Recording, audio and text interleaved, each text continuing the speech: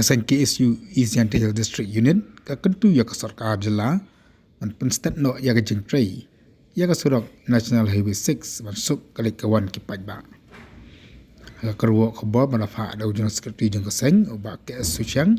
lang bagaji yaki jeng kipat ba apa kajeng nam ke KSU akan digasnam kablalai kata kasnam ajar pulai la arsin bat kajeng yaki kipat ba jogadong namchang ilaka narpu la arsin nang ta kajeng kwa pat kajeng dawa kalong banyo ya kasrok kababha bat ru nang bakajala kan lai na kajeng ja borom bakajeng daerah nyakmat kiwi pat kejela ba marjan joga than chitai lam ini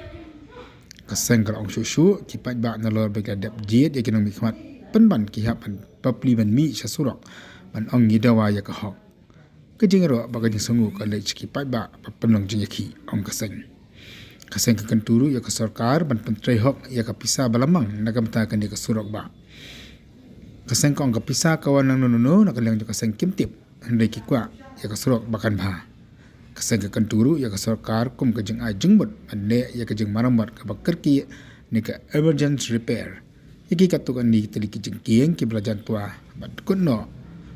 bat ki bra ban kodru akan nono kapor omla bantip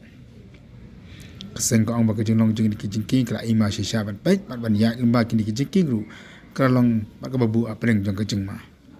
susu kaseng ko kum kajeng ajeng bot ban pelot khendiat kapasa ban repair na kapenta daga simen ban dung daga slab akitu ki benta ki bara parat kajeng jon la ban le kumta tang kini ki ban liur kan yarap sibun ki pat ba akalai kawan kini kalau kum ka karwa balapa ada ba KSU Chang General Secretary jong ka KSU East Yantahil District Unit.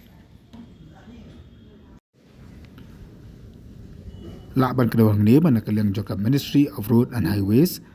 hadin kaji kendu jong komiti nang ba kajalau kontra sangma haka arab sautarik jong bana jeliu bakum juru kaji kendu jong MP jong ka Shalong Dr. Ricky Eje sengkan haka setirik jong naitung ya menteri katan MRTH unitin kan gari kasuka peneng kalamang ars pak kendai pokok tingkang ada kamentapan penbha maramuat ia kini kasurok hamtam ia digi benta jong ka East Yantahil District haka bagan di kasurok kelas niu syabak palat